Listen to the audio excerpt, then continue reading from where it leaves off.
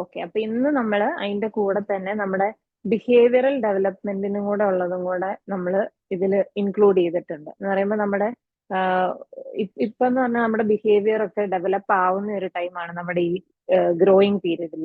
അപ്പൊ അതെങ്ങനെ കുറച്ചുകൂടെ ബെറ്റർ ആയിട്ട് ഡെവലപ്പ് ചെയ്യാം എന്നുള്ളത് നമ്മുടെ ഈ പ്രാക്ടീസിലൂടെ നമുക്കത് കുറച്ചും കൂടെ ബെറ്റർ ആയിട്ട്, അല്ലെ നമ്മൾ ആഗ്രഹിക്കുന്ന പോലെ, അല്ലെങ്കിൽ കുറച്ചും കൂടെ സ്ട്രെസ് റിലീഫ്ഡ് ആയിട്ട് നമുക്ക് എങ്ങനെ നമ്മുടെ ബിഹേവിയർ ഡെവലപ്പ് ചെയ്യാം എന്നുള്ളതും കൂടെ ഇന്നത്തെ പ്രാക്ടീസിൽ നമ്മൾ അതും കൂടി ഇൻക്ലൂഡ് ചെയ്തിട്ടുണ്ട്.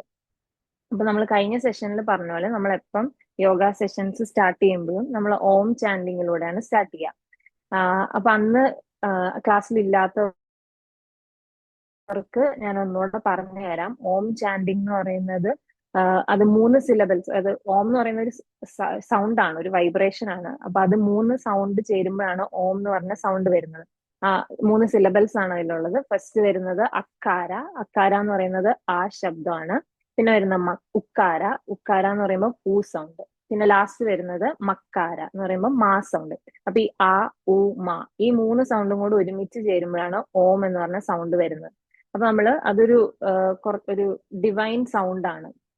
വളരെ പീസ്ഫുൾ ആൻഡ് കാം ആക്കുന്ന ഒരു വൈബ്രേഷൻ ആണ് ഈ ഓം ശബ്ദം എന്ന് പറയുന്നത്. അപ്പൊ നമ്മൾ എപ്പോ യോഗാസന സ്റ്റാർട്ട് ചെയ്യുമ്പോഴും നമ്മൾ ഓം സൗണ്ട് അല്ലെങ്കിൽ ഓം ചാൻഡിങ് ചെയ്തിട്ടാണ് സ്റ്റാർട്ട് ചെയ്യുന്നത്. അതൊരു ഡിവൈൻ ആയിട്ട് അല്ലെങ്കിൽ ഒരു ഗോഡ്ലി അപ്രോച്ച് ഉള്ള സാധനമാണ്.